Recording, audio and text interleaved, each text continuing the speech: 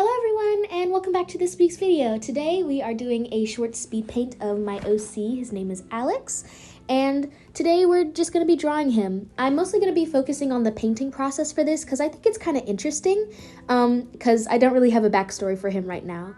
So at the time you're seeing Alex, and I normally don't paint in this style. This is my super painterly style where I only use one brush, which is a hard round brush, and I just change the opacity and size to whatever I need. So there's nothing been changed. It's a default brush on Procreate, which is the app I'm using, and this is on my iPad. So for this, I started from very general and then got more and more specific. In this art piece, I wanted to specifically look at and focus on form and shape and how I should build these forms and shapes as I'm rendering. So as you'll see, I did a super rough sketch, and then I immediately went into blocking in colors for the face and his hand.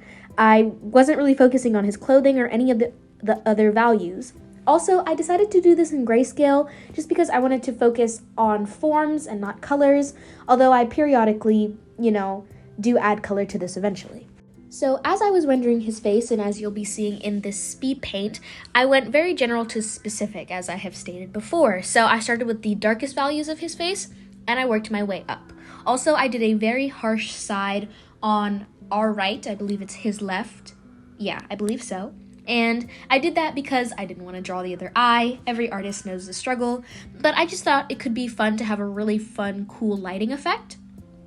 But as I stated before, I am doing this in grayscale, and it's really fun playing around with different values from black to gray to white. I actually don't add any white to this piece until just about the very end, and you'll see that, or you might have seen that at the beginning of the speed paint when it shows the final product before it starts the actual speed paint.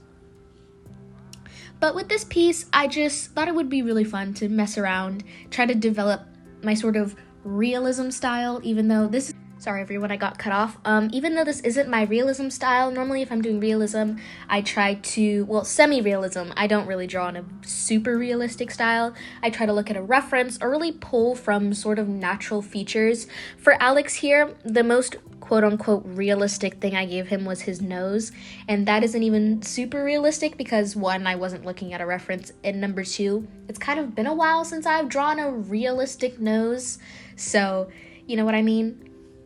But here I am. I kind of finished up the face, or for at least a little bit, I decided to stop working on it, and I moved on to his clothing. Now, if this was a colored version, Alex normally wears a yellow, I assume it's sort of a knitted sweater. Well, turtleneck, technically.